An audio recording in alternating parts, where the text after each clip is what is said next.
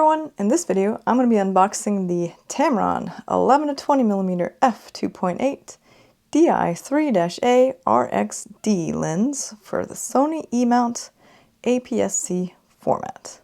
So here's the main side of the box. This side says pretty much the same thing. And then this side talks about the rapid extra silent stepping drive, which allow for fast, accurate, and quiet autofocus, which is great for video. There's also a fluorine coating. Model number is B060. Mount is for Sony E, APS-C format. Minimum object distance is at the wide end, 5.9 inches, tele end, 9.4 inches. We have a 67mm filter thread and a lens hood. So let's go ahead and see what comes inside the box.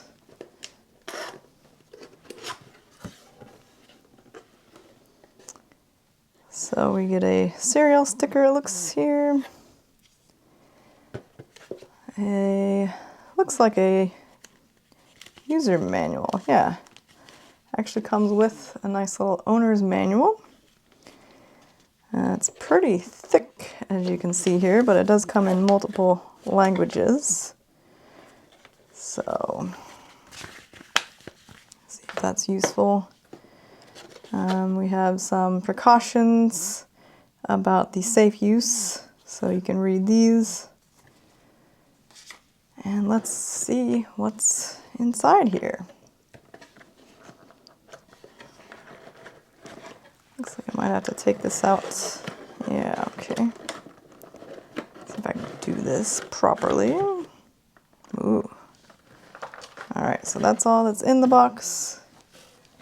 Put that to the side. Then we have this. I think I'm going to turn this like this and then take this part off. And then the bottom section.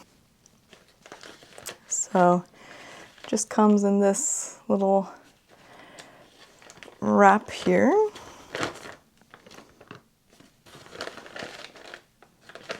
So no case. And here's the very first look at the 11-20mm f2.8. So it feels sturdy, yet fairly lightweight. It is about 0.75 pounds.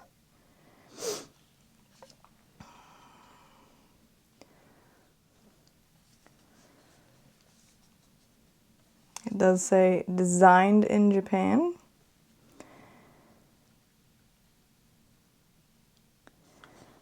The lens hood says made in the Philippines. Might be the case for the lens also. And yeah, I think, oh, here we go, made in China. Should have known that. And then this is what the bottom cap looks like. Alright, so let's see if I can take this off here. So it's a nice, pretty nice lens cap. And then I'll take the lens hood off just for now. Just so we can see what it looks like without the lens hood.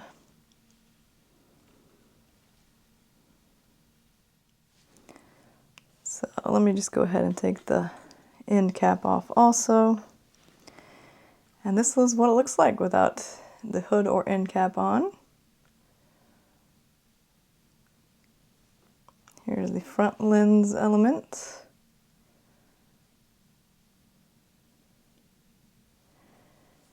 And the back. So it should have some weather sealing here. It does look like it has some metal around here.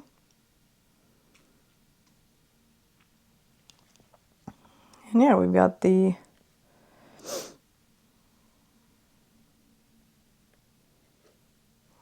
so we've got the focus ring.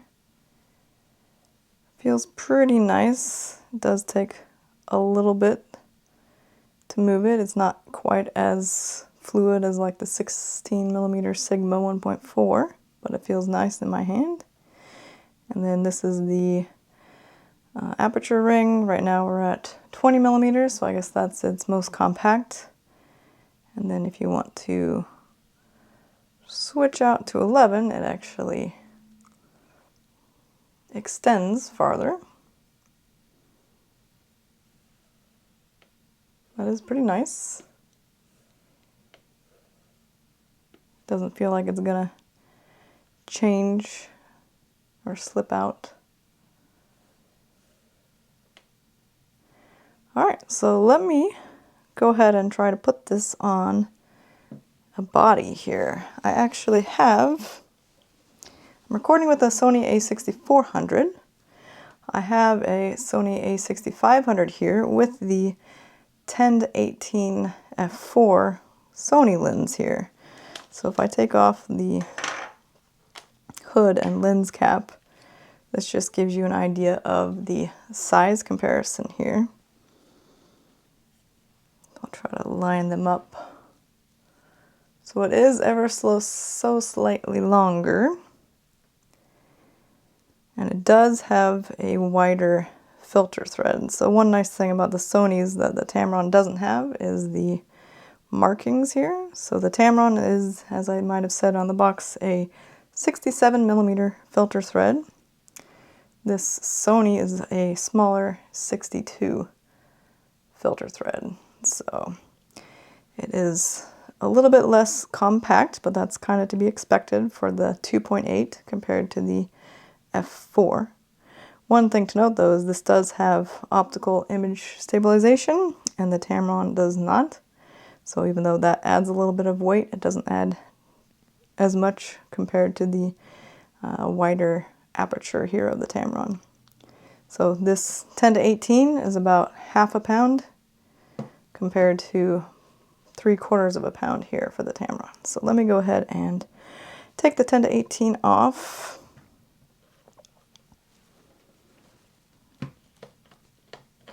Put that to the side here. And now let's actually, so I guess this is the marking on the Tamron to line that up here.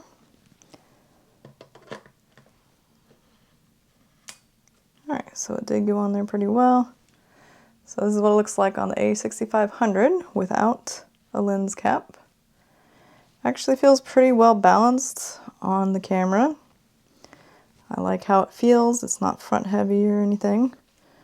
And it's not too big for the camera. Obviously the APS-C bodies can handle up to a pound or a little bit more lenses just fine. So I do like how that feels. Let's see if I put the lens hood back on what it looks like. So that's what it looks like with the lens hood on. And then if I extend it out to 11, that's what we get. So I really do like how it feels and looks on the body. It doesn't feel cheap. It feels pretty lightweight relatively. I mean, it's not lightweight for the lightest weight you can get on APS-C, but I like it. And again, I'll just kind of compare if I were to have the Sony with its lens hood. It is quite a bit more compact and lightweight, even just 0.25 pounds.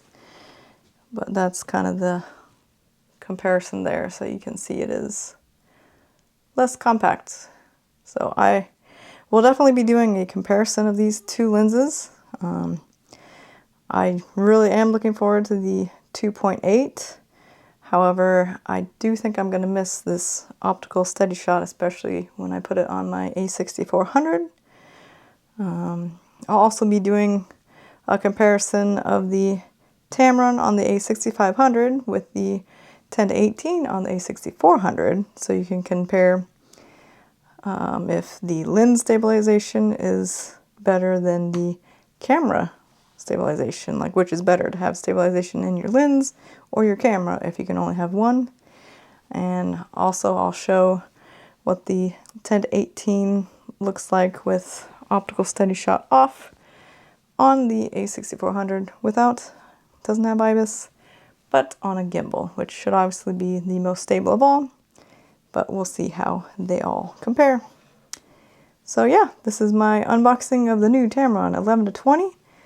I plan to be doing more videos, including a review of the Tamron and comparisons against the 10-18 and some other lenses, like the Sigma 16 1.4. I welcome any questions you have, and I'll be doing a lot more Sony APS-C camera body and lens and how-to videos in the future, so if you want to consider subscribing, that'll encourage me to keep up and make more videos. Otherwise, if you found this video helpful, could you please give it a thumbs up down below? It's really helped this video and my channel, and I'll look forward to seeing you in my next video.